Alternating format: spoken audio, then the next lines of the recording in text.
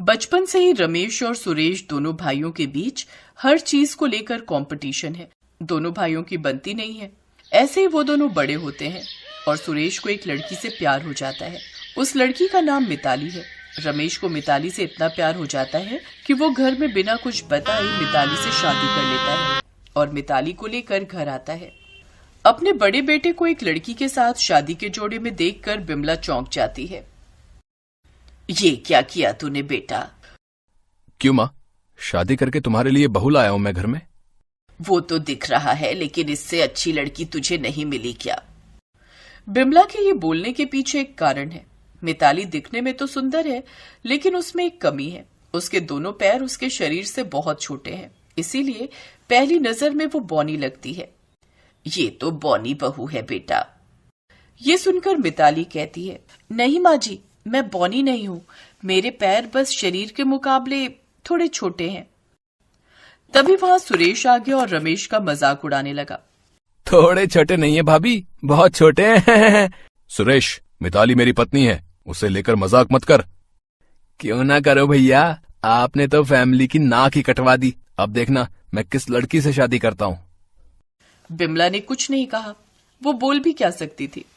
मिताली घर के अंदर आई और आते ही घर के कामों में बिमला का हाथ बटाने लगी।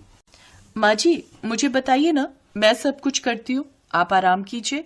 नहीं बहू, तुम अभी अभी आई हो तो क्या हुआ, मैं आज खाना बनाती हूँ। सुरेश ने मजाक उड़ाना बंद नहीं किया और रमेश के साथ उसका झगड़ा हो गया। उसी रात से सुरेश सोचने लगा, अब मुझे भी शादी कर लेनी चाहिए। मुझे ऐसी बीवी चाहिए जो भाभी को टक्कर दे सके। सुरेश अगले दिन काम पर चला गया और उसी दिन उसकी फैक्ट्री में एक नई लड़की आई। उस लड़की के पैर बहुत लंबे थे और इसीलिए उसे ये नौकरी मिली थी। उसका नाम मानसी था। मानसी सभी आदमियों से ज्यादा लंबी थी।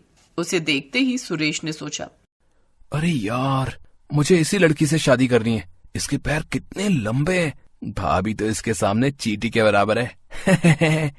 सुरेश ने दूसरे ही दिन मानसी से अपने दिल की बात कह दी। मानसी भी राजी हो गई। लंबे पैरों की वजह से उसकी शादी नहीं हो रही थी, इसीलिए उसे पेट चलाने के लिए ये नौकरी करनी पड़ रही थी। वो एक ही सेकंड में शादी के लिए मान गई और उसी दिन सुरेश ने उससे शादी कर ली। घर के बाहर आकर वो दरवाजे पर दस्तक देने लगा और मन ही मन सोचने लगा, अब होगी असली टक्कर। मेरी बीवी के साथ भाभी। छोटे पैरों वाली भाभी को तो ये एक ही सेकंड में दबोच लेगी। बिमला ने दरवाजा खोला और वो खड़ी की खड़ी रह गई। ये कौन है बेटा? ये आपकी छोटी बहू है माँ। लेकिन इसका चेहरा कहाँ है? पैर नीचे के माले पर और चेहरा दूसरे माले पे। इसके पैर इतने लंबे कैसे हैं? नमस्ते माँ जी। बिमला को प्रणाम करने के लिए मानसी झुकने की कोशिश करने लगी, लेकिन पैर उतने लंबे होने की वजह से वो झुक नहीं पाई। अरे रहने दो, प्रणाम करने की कोई जरूरत नहीं है। मेरी एक बहू के पैर छोटे हैं और एक बहू के लंबे। अच्छे नमूने हैं सब के सब। बिमला को कुछ समझ में नहीं आ रहा था। बहुओं को लेकर उसके कुछ सपने थे, लेकिन उसकी दोनों बहुओं में से एक भी नॉर्मल नहीं है। उधर सुरेश बहुत खुश होने लगा। वो रमेश से कहने लगा, क्यों भैया, कैसी लगी मेरी चाल? अब मेरी बीवी के सामने आपकी बीवी तो चींटी लग रही है। अरे चुप रह, मेरी बीवी फिर भी ठीक है, तेरी बीवी तो जिराफ लग रही है, जिराफ। उधर दो भाइयों की लड़ाई देखकर दोनों बहुएं भी एक दूसरे से लड़ने लगी। ए चींटी की बच्ची, चल काम कर, नहीं तो अपने लंबे पैरों से एक लात मारूंगी। क्या तू लात मारेगी मुझे? जिराफ की बच्ची कहेंगी। शैतान की तरह लंबे पैर हैं तेरे, और तेरे पैर तो चींटियों से भी छोटे हैं। तुझे तो किसी चिड़ियाघर में होना चाहिए, और तुझे तो जंगल में होना चाहिए। जंगल में तू इंसानों के बीच रहने के लायक नहीं है। इसी तरह घर में शब्दों की बारिश चलने लगी और इससे बिमला परेशान हो गई। यहाँ तो जैसे सर्कस लग गया है। पहले मेरे दोनों बेटे आपस में लड़ते थे, अब दोनों बहुएं भी लड़ने लगी हैं। एक लंबे पैर वाली और एक छोटे पैर वाली। हे भगवान, मैं कहाँ जाऊं? मुझे ऐसी बहुएं नहीं चाहिए। बिमला ने चिल्लाकर ये बात कही। ये सुनते ही सभी चुप हो गए। ये क्या कह रही हो माँ? मैं मिताली से प्यार करता हूँ। हाँ, मैं भी मानसी से प्यार करता हूँ। प्यार गया भाड़ में। मुझे इस घर में नमूने नहीं चाहिए। ये मेरा घर है। अगर ऐसी ही बीवी चाहिए तो तुम दोनों इस घर से निकल जाओ, नहीं तो इन्हें इनके मायके रख कर आओ। बिमला ने ये कह दिया और अपने कमरे में चली गई। बिमला गुस्से में जो कहती थी बाकी लोगों को वही करना पड़ता था, नहीं तो घर में कलेश हो जाता था।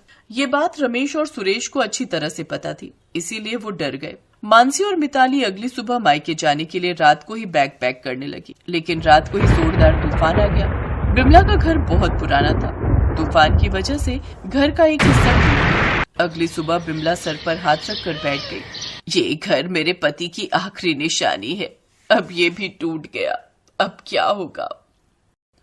तभी बिमला की दोनों बहुएं आई और कहा, चिंता मत कीजिए माँ जी, हम दोनों ठीक कर देंगे सब कुछ। लेकिन कैसे? इस घर का दूसरा माला कैसे ठीक होगा?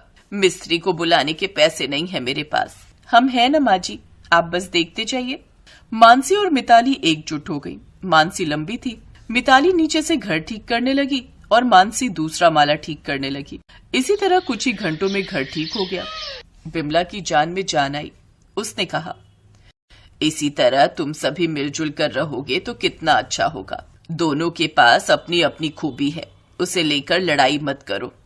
उसी खूबियों को लेकर एक दूसरे की मदद करो, देखना काम कितना आसान हो जाएगा। तो आप हमें मायके नहीं भेजोगे ना माँ जी? नहीं बहू, सच? हाँ सच, तुम दोनों जैसी भी हो मेरी बहू हो, और अगली बार तूफान आएगा तो घर कौन ठीक करेगा? हाँ। इसी तरह दोनों बहुओं में दोस्ती हो गई। रमेश और सुरेश की लड़ाई भी खत्म हो गई। मानसी मिताली की मदद करने लगी और मिताली मानसी की। इसी तरह वो सब खुशी खुशी रहने लगे।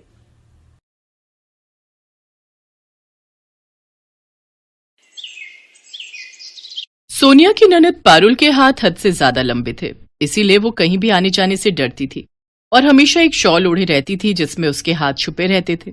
सोनिया की नई नई शादी हुई थी। जब उसने शादी के बाद ये सब देखा तो उसका मन बहुत दुखी हुआ।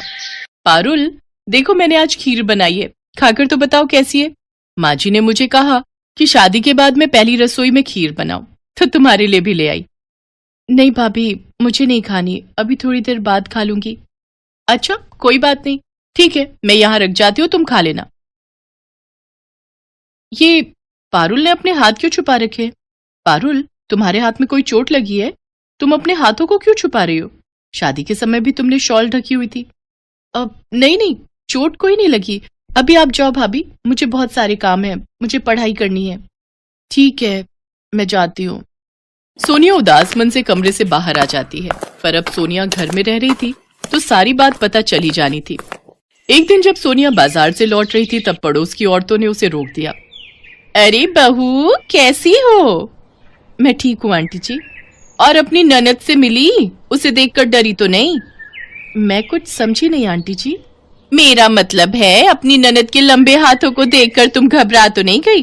वैसे तो पूरा मोहल्ला ही उससे डरता है, ना जाने अपने लंबे हाथों से कब किसकी गर्दन दबा दे। तुम बचकर रहना, देखने में बहुत अजीब सी है वो।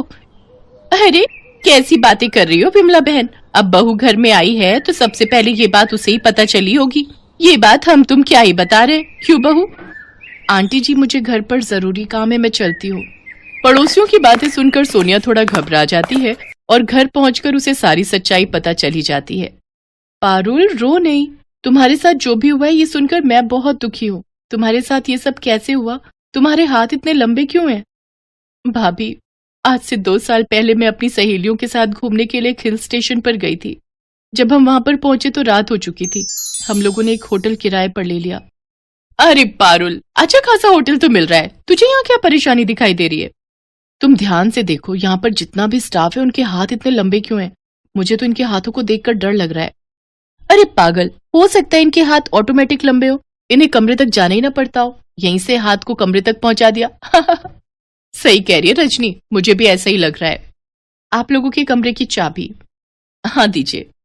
चल यार, बहुत थक गए, अब जल्दी से कमरे में चलकर चेंज करते हैं, कल सुबह घूमने निकलेंगे।